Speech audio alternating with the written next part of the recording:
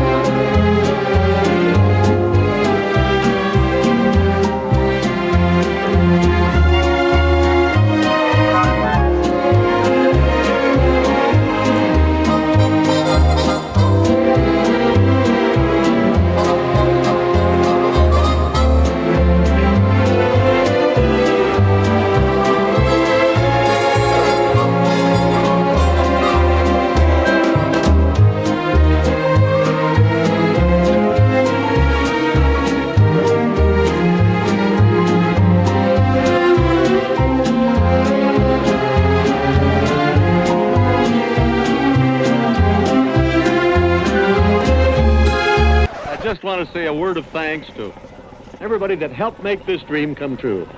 Let's go into Fantasyland and have some fun.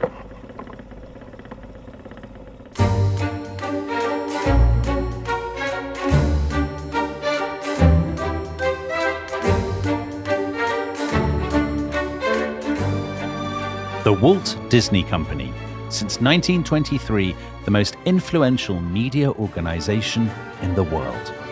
It's the product of one man, the storyteller who gave us everything from Mickey Mouse to Mary Poppins.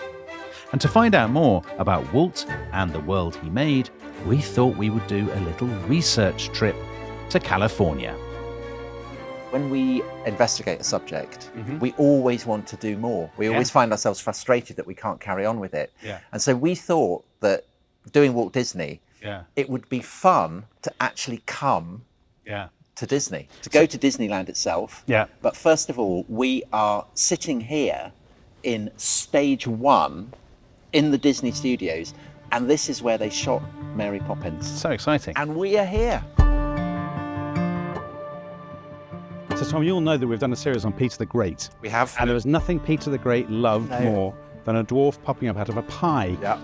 We don't have that, unfortunately, but we do have something that Peter the Great could not have conceived of, which is several dwarves, indeed 7, holding up a building. Peter the Great would undoubtedly have wanted to come here. So we've now moved to the handprint section of the Disney Studios. Julie Andrews, Mary Poppins, and the Sherman brothers who wrote the music for Mary Poppins. Enough of this flippin' flim-flammery. Let's go and look at the proper handprints, which are on this side of this lovely plaza. Does it involve Star Wars? Yes. Oh. So these are now the big dogs. We've got Ford. Mark Hamill, George Lucas, and Harrison Ford. Harrison Ford's hands map exactly onto my own. That is They're spooky. literally the same hands. Goodness. So this is the multiplane camera. So this is invented specifically for Disney in the 1930s. What this gives you is an incredible depth. I think first developed for Snow White. Snow White, exactly right. Robin Hood, when I was growing up, was probably my favourite Disney film. This is Sir Hiss, voiced by Terry Thomas. Yeah. I say. Yeah. Shower. Yeah. And Prince John, played by Peter Ustinov. Top raconteur. Top raconteur.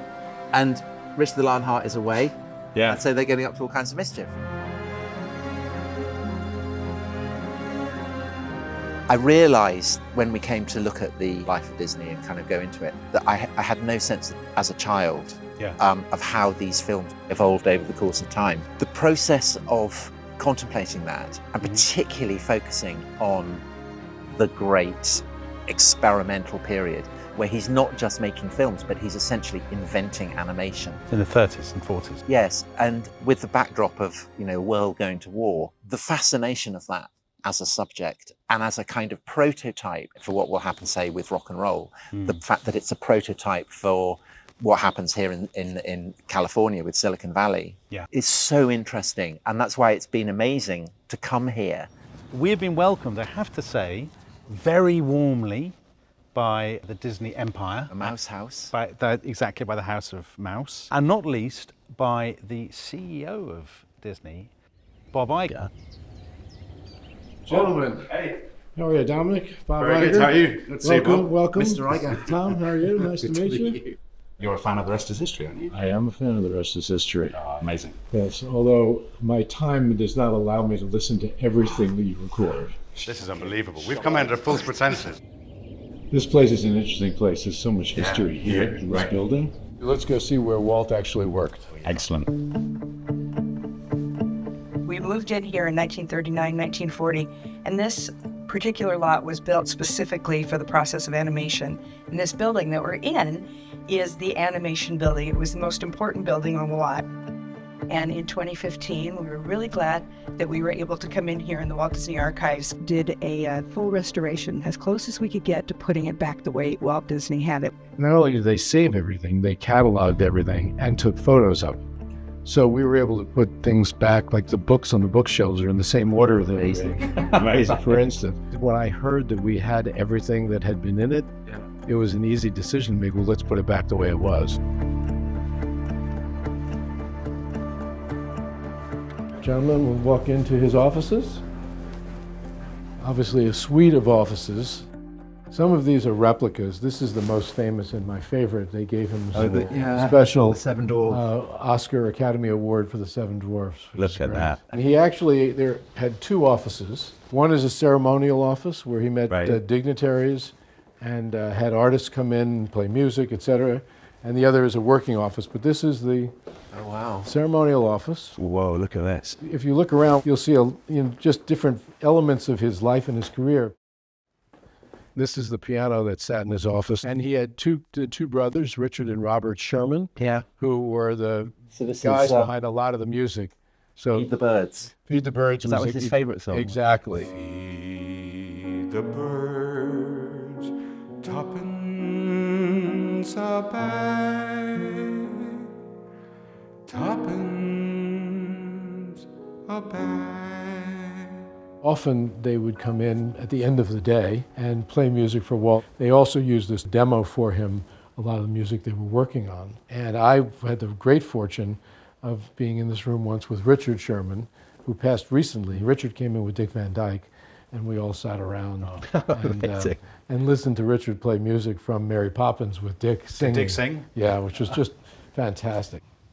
A lot of these are books that were given to him, in some cases signed by the authors. So many different important people, celebrities and the like, came through here to meet Walt. This is one that I'm fascinated by only because we made a Narnia film, and this is C.S. Lewis' poems written, and he inscribed something to Walt in it.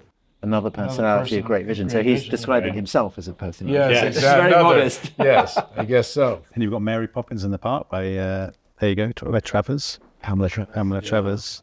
Can I just take a photo of that? Sure. That is practically perfect. Very good. And the great thing about it, of course, is the note that she wrote to him. We know their relationship was complicated. Yeah, sometimes quite stormy. Yeah, and not exactly, trusting. Mm-hmm. And yet she writes something lovely to him. To Walt Disney, this hoping that your association with Mary Poppins will bring you joy and satisfaction, and be, as she herself has so often put it, a pleasure and a treat and a treat. Come in, this is the working office. And this is the one that I loved the most. Becky, why don't you come in and just point some things out, because you know every little detail. Walt Disney had a lot of visitors over the years, and so they would come and they'd hear about things that he was interested in. They would bring him little gifts. One of Walt Disney's collectibles I actually have at home. Oh, what is it? It's a commemorative coin for the death of Winston Churchill. Oh, that's nice. And Churchill died when, in 65? So a year before Walt Disney. And I have in my office here a letter from Churchill to Walt Disney. No way. Because Walt invited Churchill to come to see the Lincoln exhibit. And audio animatronics. Right. And Churchill wrote him back saying, thanks, but it's not something I'll be able to do. Right. Becky, do you have a favorite artifact? in the, if you had to pick one thing? I love this. This is actually a reproduction. The original is in the archives because we have to be careful with it. But these are the last notes that we have from him. Kurt Russell is mentioned here. I think he was just writing down some Kurt casting Russell, notes. as in the Kurt Russell. Oh, yeah. Kurt starred as a young boy in a number of movies for us. Quite disappointed it's not Build Colony on Mars. Oh, that's true. I'm sure he was thinking about that. This is an original Oscar that he won.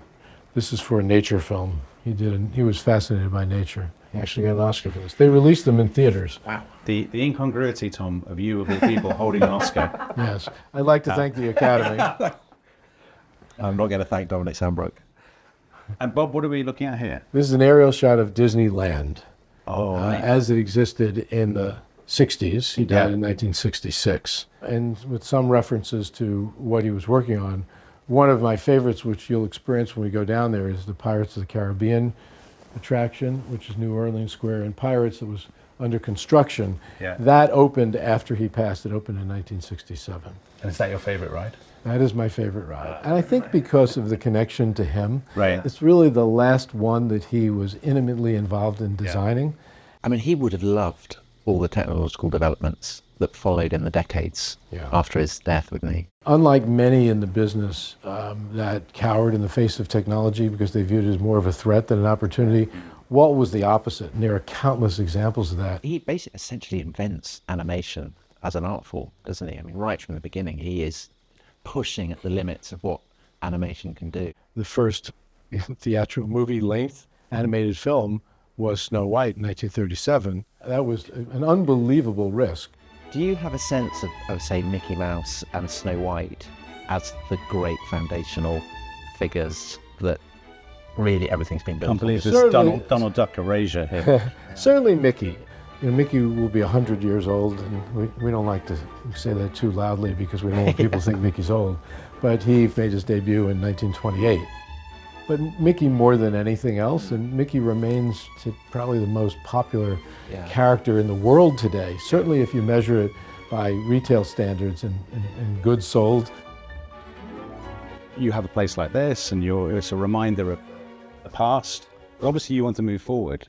And is it hard to negotiate? Well, I found when I got the job that the interest in Walt and in Disney's past was much too reverential. And while there's value to it, I felt if you revere something, then you tend not to want to touch it. You almost want to put it in a museum case for it to stay exactly as it was then. It's not what Walt would have wanted. Absolutely. Let's respect our past and not revere it. Let's not let it get in the way of innovation and continuing to evolve as a company, which I knew from everything that I've studied about Walt, and I continue to. The first thing he would have done would have been to continue to innovate and not get stuck in his past. That's the Disney secret sauce, I guess. The balance between the past and the future. Yes, the balance between the past and the future, and a love of the past, but not so much so that it gets in the way of moving forward. Beyond that, it would be just the ability to take risks. Do you know what? These are the values of the rest is history. So we have a lot in common. We do. The guy just had guts. Yeah, he did. I mean, to have come so close to ruin and claw it back and then think, I'm going to stake everything on building a theme park. Disneyland as an achievement is extraordinary. It's like nothing that existed in the world. Amazing stat that half the American population watched the broadcast. Yeah, the opening day. The opening, the opening day. One thing that was done often is that before any films were made, he had artists do concept art. Yes. And he would, I love that fact. He would get a painter to come in and do all the pictures and then to inspire the animators, right? And in my office here, I have an original oil that was done of the rooftops of London. That was used as an inspiration for Mary Poppins. Right. And Walt liked the picture so much that he shot it and put the shots in the film. Oh, look at Bambi. Yeah, Bambi was a beautiful God, film. Look at that. Just a beautiful film.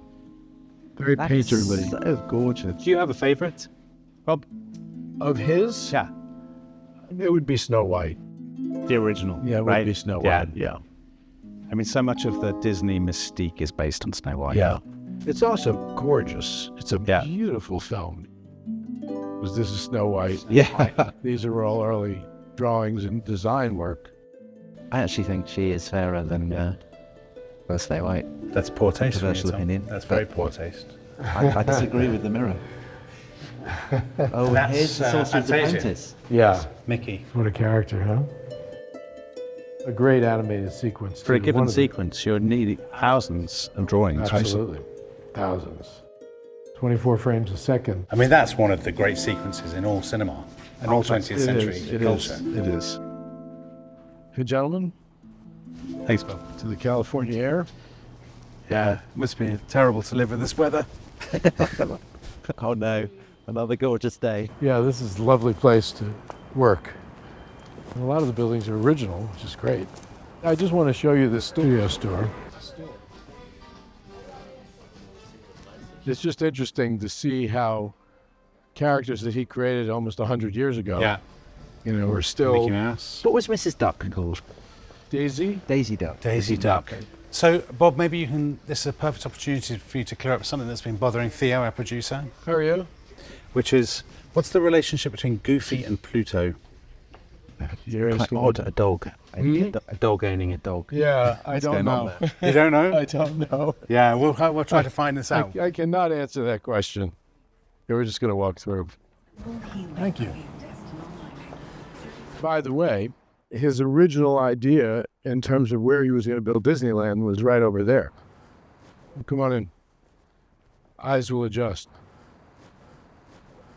The torture for you is not over yet, because you're taking Fresh us... excitements to come. Yeah, you're taking us to Disneyland, and I have to say, I cannot wait. It's not torture for me, obviously. If I could spend every day at Disneyland, I would be a very happy fellow. You first saw Disneyland, I guess, on TV. I lived in Brooklyn, New York originally. Right.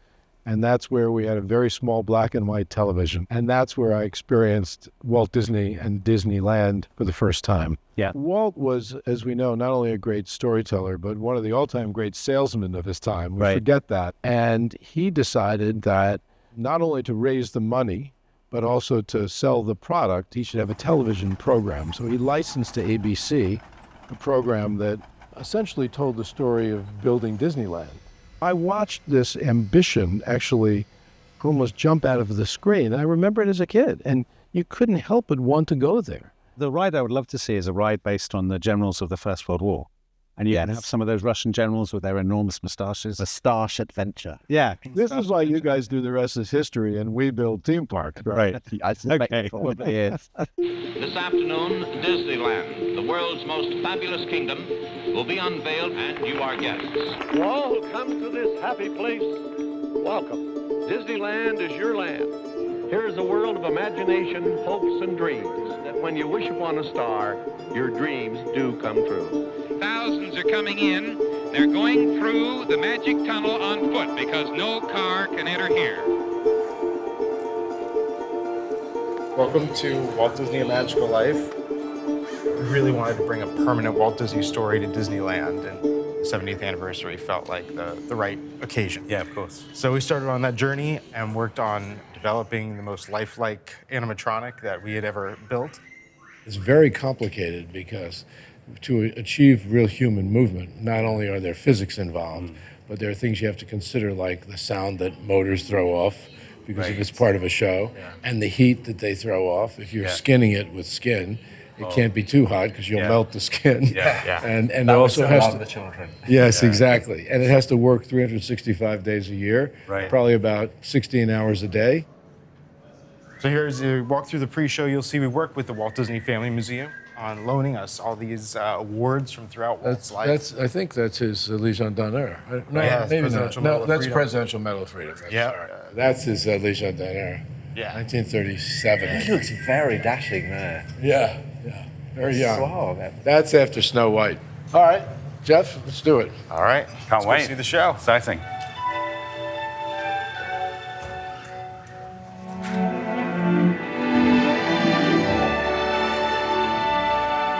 They say that Hollywood is a town built on dreams, and one of its greatest dreamers was Walt Disney. The story of Walt's life is truly a magical one, and no one could tell it quite like Walt himself. He was the first cartoon character to stress personality, and I thought of him from the first as a distinct individual. I did the voice. Hang on, pal. Here we go. You know, I was stopped one day when the little boy asked, "Do you draw Mickey Mouse?" And I had to admit I do not draw anymore. Well, then you think up all the jokes and ideas. No, I said, I don't do that. Finally, he looked at me and said, "Mr. Disney, just what do you do?" Well, I said, sometimes I think of myself as a little bee. I go from one area of the studio to another and gather pollen and sort of stimulate everyone. I guess that's the job I do. Great. Fantastic. Yeah. That's no. He's very impressive. That's no easy task. Yeah. Get him to stand up like that, and all the arm, everything is very, very fluid. Animatronic Bob Iger one day. Did you notice the narrator? I did. I thought the narrator was very good. He did a good job. Yeah, right? I think he did a very good job. So Main Street, we're on Main Street, U.S.A., very much modeled after Main Street in Marceline, Missouri, Right. where he spent his formative years. It's the nostalgia, isn't it? It's a lovely warm bath of nostalgia. That's what people like. Just wondering, I mean, people love this so much. If I was a town planner, I might think, oh, well, maybe I'll have one for real. After our audience with Walt, our next stop was one of the park's most historic rides. Pirates of the Caribbean.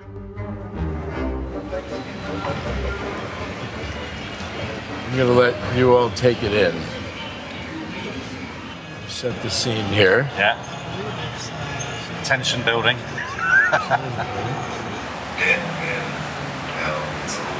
Dead man tell no tales. That's right. But keep a weather eye open, mates, and hold on tight. Here we go.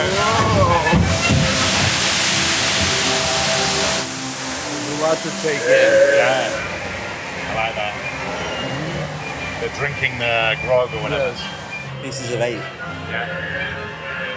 These be the last friendly words you hear. You may not survive to pass this way. The last friendly words Right. you'll hear. If you were 5 or 6, you'd find this absolutely brilliant and terrifying, wouldn't you? Yes. I remember my boys coming through. Really. Shadows up there fighting. It's Cockle Jack Sparrow after all. Run up your white flag, you scurvy scum, and bring me Cockle Jack Sparrow, or I'll be sending you to Davy Jones. There he is right there.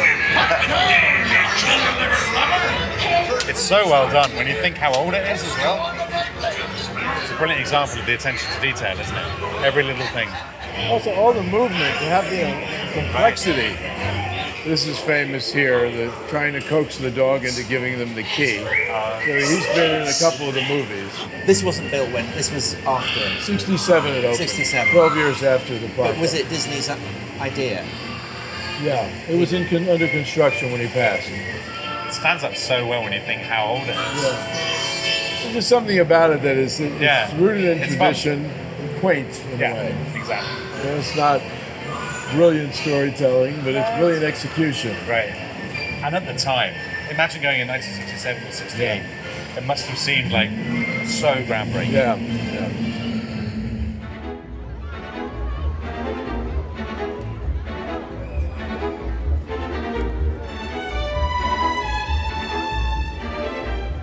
Come on into 21 Royal. Thank you.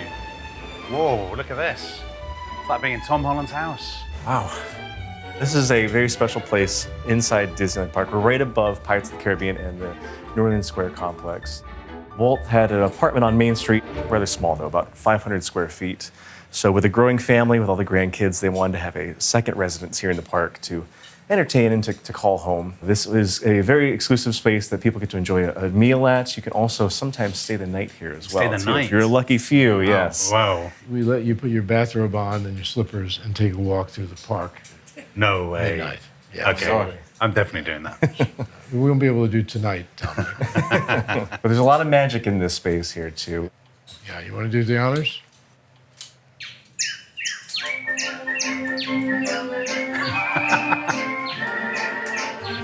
Everybody needs a little kitsch in their life. You know. Imagine if you press the button by mistake. Yes. There's nothing cynical about him. No. Come on into the Frontierland bedroom over here. The train, the model trains. Walt did have a passion for trains, absolutely. That's it. Let's see what happens.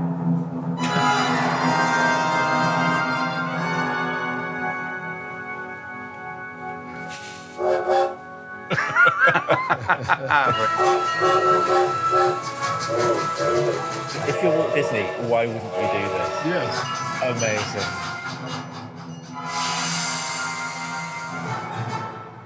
Can I do it again? The thing about Walt, he was a little boy at heart, I guess, wasn't he? Yeah. Always a little boy at heart. Yeah. Here age relives fond memories of the past, and here youth may savor the challenge and promise of the future. And now we came to the moment that the trip had really been about. The place that our production team had been looking forward to for months. Star Wars Galaxy's Edge and the frontier planet of Batuu. So, Bob, over the course of your career, you've been at the helm of Disney, but you're kind of like the Roman Empire, conquering ever more territories and annexing things. You're now responsible for Lucasfilms, which made Star Wars, and we are now on the edge of the Star Wars galaxy, aren't we? That's right, we are at Galaxy's Edge. And you're right, Tom. After we acquired Pixar in 2006 and Marvel in 2009, we set our sights on Lucasfilm. Actually, we had set our sights on doing that earlier, but George wasn't quite ready. And in 2011, we began discussions, George and I, and consummated a deal in 2012. And one of the first things that we talked about doing once we owned it was building Star Wars in the physical world, not just on the big screen.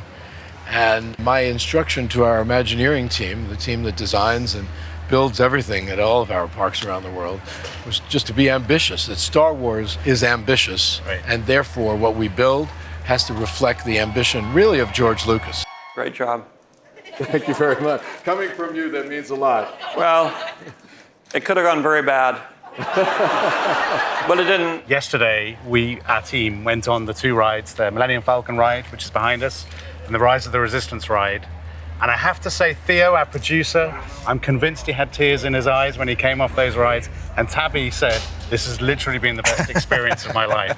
On the night that we opened, George and his wife Melody came, and it was quite a sentimental moment. You know? Yeah. I noticed some tears in his eyes, particularly when he rode the Millennium Falcon. You've created this absolutely all-enveloping experience through perspective, through sets, the actors. So that must have been an absolutely enormous undertaking. Yes, logistically it was quite complicated, but it really reflects Walt's vision, really, when he built Disneyland. One of the first things he did before he built this place was to build a berm, or basically a buttress, around the entire land so that you couldn't see the real world. Okay. And he wanted people, when they came here, to leave their real world behind. Yeah. And that's in effect what we do when we build something like this. We want people actually to leave the real world behind and enter the world of Star Wars. But it's with the grain of what the park always was, wasn't it? That you have live action as well, that you have actors. So Theo got arrested yesterday by the stormtroopers, which was an excellent moment. Not before time. You there.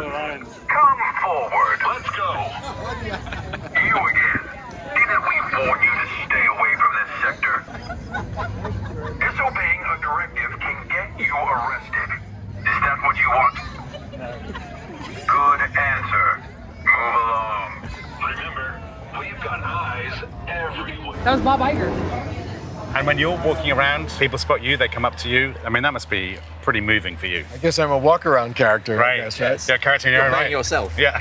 Yes, it's a heady moment for me. It's a heady experience. They're thanking me for this experience. In reality, I should be thanking them, and I tried to do that. I'm mindful of the fact that they care so much about the Walt Disney Company that they actually care about the person that's running it. And I think, again, it speaks to the connection that people make with Disney. People who have grown up on Disney as children and then as parents experience it with their kids. And it just becomes a generational connection that people make. And so one day when you hand over the reins, one day soon, the person who succeeds you will have to embody that Disney spirit, I guess.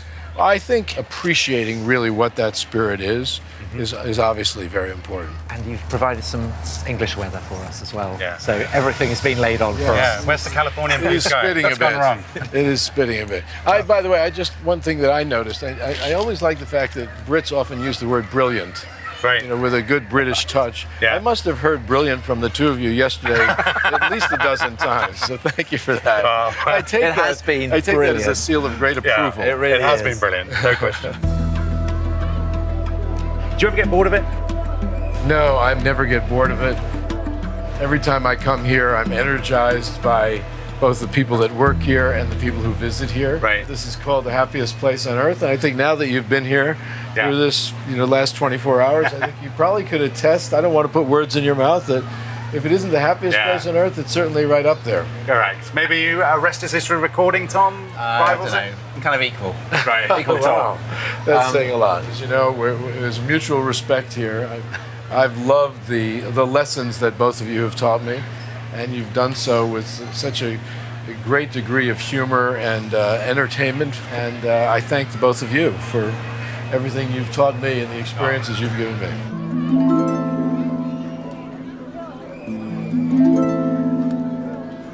Tom, we're at the end of our Disneyland adventure. So out of 10, how much have you enjoyed it? Oh, absolutely 10. Because I had never been to a Disney theme park. Because I think I loved the films when I was a child. But then I inherited a certain degree of English cynicism about the whole thing. It's unsurprising and sad. Having watched all the early films in succession, and then coming here and actually seeing it here, I have a sense of the way that the films and the theme park kind of interfuse as the expression of the kind of the imagination of one man, but also the way in which it plugs into something primal about America, and I guess the world. The overwhelming feeling when you come is that all the sort of cliches about the happiest place on earth and all that stuff. You see thousands of people who are suffused with enthusiasm and a kind of idealism and a kind of childlike innocence. And I actually have to say, I mean, there'll be people watching who are like, oh, they're not massive. They've been bought by Big Mouse. Big Mouse. They've drunk the Disney Kool-Aid or whatever. However, I think if you come to Disneyland, the sort of immersive experience and the commitment to this sort of childlike nostalgia. Yeah. It is impossible not to be swept up by the enthusiasm. So obviously we've been on amazing rides. We've been on the Pirates of the Caribbean, we've been on the Star Wars. But just as we were walking here to this final stop in front of Sleeping Beauty's castle, there was a very simple ride with Dumbo flying elephants. And I'd been watching Dumbo and thinking about it a lot. And I suddenly felt I was taken back to being a little 6-year-old boy. The man was in tears. He was in tears. No, but I felt that kind of shiver of God, it would have been brilliant to come here when I was 6. It's brilliant to come here now. It is. I just want to say a word of thanks to everybody that helped make this dream come true. Let's go into Fantasyland and have some fun. Let's go. Goodbye, folks. Thanks for watching, everybody. We hope you enjoyed it as much as Tom enjoyed the Dumbo ride at Disneyland. And if you'd like some more Disney content, then search for The Rest is History wherever you get your podcasts.